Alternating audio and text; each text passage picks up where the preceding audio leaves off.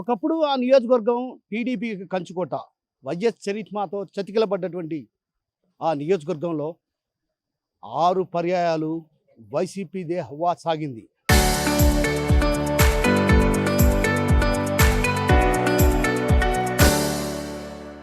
అయితే తాజాగా నియోజకవర్గంలో ఇన్ఛార్జి మార్పుతో మళ్ళీ టీడీపీ బలపడేనా?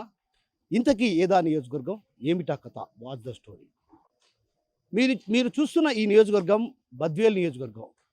బీజవేముల వీరారెడ్డి ఉన్నంత వరకు తిరుగులేని రాజకీయాలు, మకుటం లేని మహారాజుగా, జిల్లా రాజకీయాలనే సాధించిన వ్యక్తిగా గొప్ప పేరు తెచ్చుకున్నారు.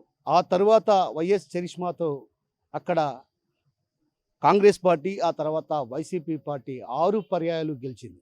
అయితే ఈ తరుణంలో ఒక్కసారిగా ఏదైతే ఓటమికి ప్రధాన కారణం, వరుస ఓటములకు ప్రధాన కారణం రితీష్ రెడ్డి అన్నటువంటి ఆరోపణలు బలంగా వినిపిస్తున్నటువంటి నేపథ్యంలో ఇన్ఛార్జి మార్పుతో సాధ్యమవుతుందని టీడీపీ అధిష్టానం భావించింది.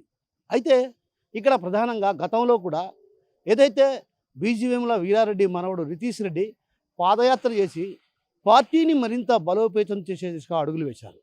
అయితే ఆ క్రమంలో ఒక్కసారిగా గతంలో మనం చూస్తే ఒకసారి ఎన్నికల సరళిని పరిశీలిస్తే ఉప ఎన్నికల సందర్భంగా డాక్టర్ వెంకట సుబ్బయ్య మరణంతో అక్కడ ఏదైతే ఉప ఎన్నికలు జరిగాయి, ఆ ఉప ఎన్నికల సందర్భంగా ఉప ఎన్నికల్లో ఎవరైనా శాసనసభ్యులు చనిపోతే ఆ నియోజకవర్గంలో పోటీ చేయకూడదని టీడీపీ నిర్ణయించింది. ఆ క్రమంలోనే ఒక్కసారిగా ఏదైతే జరిగినటువంటి ఉప ఎన్నికల్లో బీజేపీ పోటీ చేసింది. అయితే అక్కడ బీజేపీ ఘోర పరాజయం పాలైనటువంటి పరిస్థితి.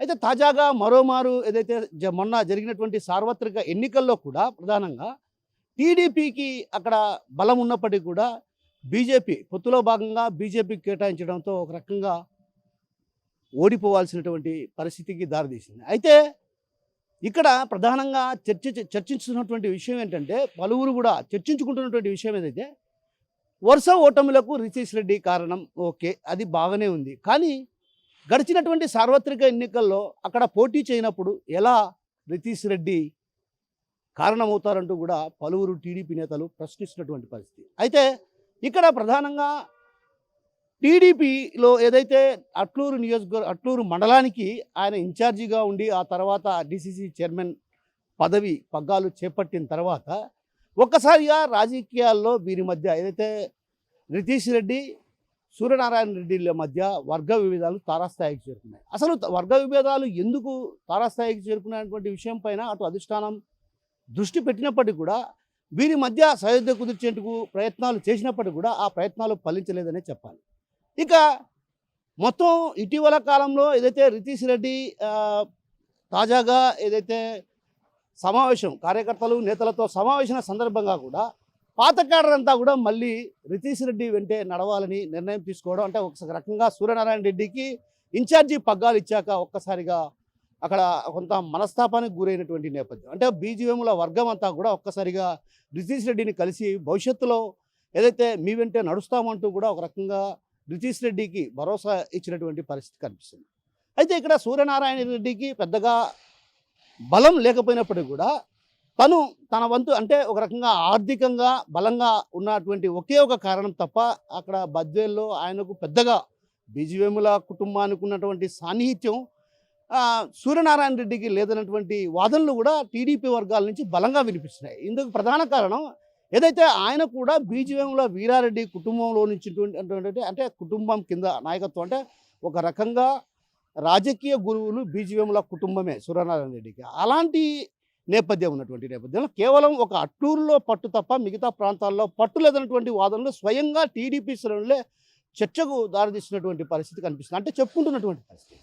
అయితే ఈ క్రమంలో ఒకసారిగా అటు వైసీపీ పరిస్థితి కూడా మరీ దారుణంగా మారేటువంటి పరిస్థితులు కనిపిస్తున్నాయి. ప్రధానంగా అక్కడ ఉన్నటువంటి బద్వేల్ ఎమ్మెల్యే డాక్టర్ సుధా వారానికోసారో 10 రోజులకోసారో నియోజకవర్గంలో పర్యటిస్తున్నారన్నటువంటి విమర్శలు కూడా ప్రధానంగా వినిపిస్తున్నటువంటి పరిస్థితి కనిపిస్తుంది.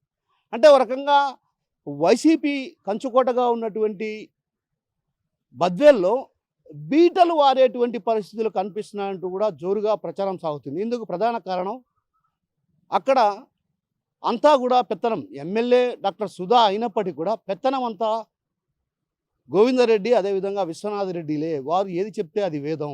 ఎమ్మెల్యే కూడా వారు చెప్పినట్టు నడుచుకోవాలన్నటువంటి ఆరోపణలు కూడా బలంగా వినిపిస్తున్నాయి. అయితే ఈ క్రమంలో ఒక్కసారిగా పార్టీకి సంబంధించినటువంటి క్యాడర్ను కూడా పట్టించుకున్నటువంటి పాపాన పోలేదన్నటువంటి విమర్శలు కూడా ప్రధానంగా వినిపిస్తున్నటువంటి పరిస్థితి ఇక్కడ కనిపిస్తుంది. ఎందుకంటే పార్టీలో ఉన్నటువంటి క్యాడర్ని ఎవరు కూడా పట్టించుకోవడం లేదు. దీంతో కొంత పార్టీ క్యాడర్ కూడా మనస్తాపానికి గురైందన్నటువంటి వాదనలు కూడా బలంగా వినిపిస్తున్నాయి. మరోవైపు ఏదైతే గతంలో వైసీపీ ప్రభుత్వం హయాంలో కోట్ల రూపాయలు అంటే దాదాపు 100 కోట్లకు పైగా పనులు చేసినప్పుడు కూడా ఎన్నికల సందర్భంగా ఆ బిల్లులు చెల్లించని పరిస్థితి. దీంతో ఇప్పటికీ కూడా బిల్లు రాక ఎంతోమంది ఇబ్బందులు పడుతుంటే మరికొందరు కోర్టును ఆశ్రయించి ఏదైతే దానికి సంబంధించినటువంటి బిల్లులు తీసుకోవాల్సినటువంటి పరిస్థితి. మరికొందరికి ఇప్పటికి కూడా బిల్లులు అందకపోవడంతో ఒక రకంగా కాంట్రాక్టర్లు కూడా తీవ్రమైనటువంటి వేదనకు గురవుతున్నటువంటి పరిస్థితి కనిపిస్తుంది. ఆ నేపథ్యంలో వారంతా కూడా టీడీపీ వైపు మొగ్గు చూపుతున్నారన్నటువంటి ఆరోపణలు కూడా బలంగా వినిపిస్తున్నాయి. అయితే ఒక రకంగా టీడీపీ నుంచి వైసీపీలోకి వెళ్ళిన వాళ్ళే ఇప్పుడు వైసీపీ గూటికి చేరుతున్నారు. అంటే టీడీపీ నుంచి వైసీపీ గూటికి ఎవరైతే వెళ్ళారో వైసీపీ నుంచి అదేవిధంగా టీడీపీ గూటికి కూడా వెళ్తున్నారన్నటువంటి కొంత చర్చ అయితే కొనసాగుతుంది. ఇందుకు ప్రధాన కారణం ఒకవైపేమో ఎమ్మెల్యే 15 రోజులకు ఒకసారి వెళ్ళడం, ఆ తర్వాత అక్కడ ఉన్నటువంటి క్యాడర్ను కూడా పెద్దగా పట్టించుకోవడం లేదన్నటువంటి విమర్శలు కూడా ప్రధానంగా వినిపిస్తుంది. ఇటీవల కాలంలో ఒక సింగిల్ విండో ప్రెసిడెంట్ ఏదైతే చెయ్యని నేరానికి అరెస్టు పాలైనటువంటి పరిస్థితి, అంటే అరెస్టు పాలైనా కూడా అతన్ని పట్టించుకున్నటువంటి పాపాన పోలేదన్నటువంటి విమర్శలు కూడా ప్రధానంగా వినిపిస్తున్నాయి.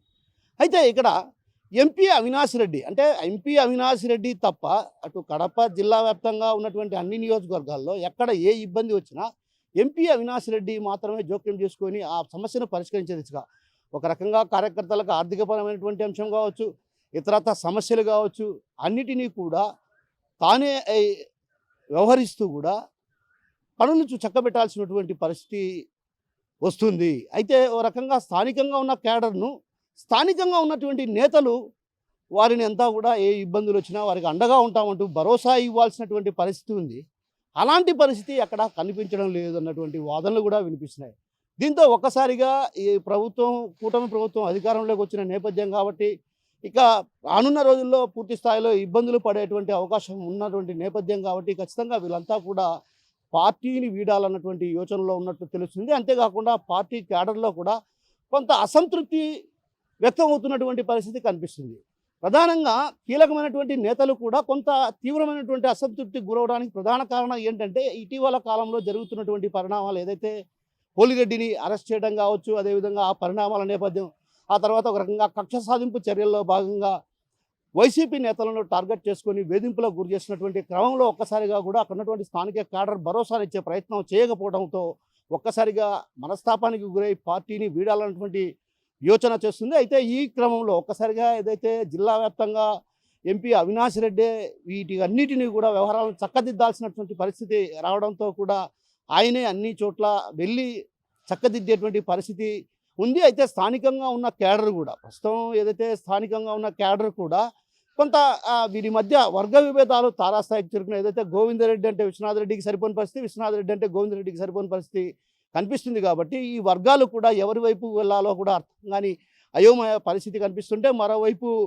కీలకమైనటువంటి నేతలు తప్ప మిగతా వాళ్ళంతా కూడా ఒక్కొక్కరు కూడా చేజారిపోయేటువంటి పరిస్థితులు కనిపిస్తున్నాయి. కాబట్టి ఇప్పటికైనా వైసీపీ అధిష్టానం ఆ దిశగా అడుగులు వేసి ఏదైతే అడ్డుకట్ట వేయకపోతే మాత్రం రాబోయే రోజుల్లో ఏదైతే బద్వేలు ఒక రకంగా వైసీపీకి కంచుకోటగా ఉన్నటువంటి బద్వేలు కాస్త టీడీపీకి కంచుకోటగా మారేటువంటి అవకాశాలు స్పష్టంగా కనిపిస్తున్నాయి. ఇందుకు ప్రధాన కారణం ఏదైతే సూర్యనారాయణ రెడ్డికి పెద్దగా ఆ నియోజకవర్గంలో పట్టు లేకపోయినా కూడా బీజేపీ కుటుంబం కూడా స్పష్టం చేయడం జరిగింది. ఏదైతే నితీష్ రెడ్డి ఇప్పటికే తాను బద్వేల్లో మకాం వేస్తాను, బద్వేల్లోనే ఉంటూ కూడా పార్టీ కార్యకర్తలకు అందుబాటులో ఉంటాను, ఇకపై పూర్తి స్థాయిలో దృష్టి పెట్టబోతున్నానని చెప్పడంతో కూడా ఒక్కసారిగా కూడా బీజేపీ కుటుంబాలు ఏదైతే నుంచి వైసీపీలో చేరారో వాళ్ళంతా కూడా తిరిగి టీడీపీలోకి చేరేటువంటి అవకాశాలు కనిపిస్తున్నాయి. అయితే ఇక్కడ నియోజకవర్గ ఇన్ఛార్జి మార్పుతో అది సాధ్యం కాలేదు.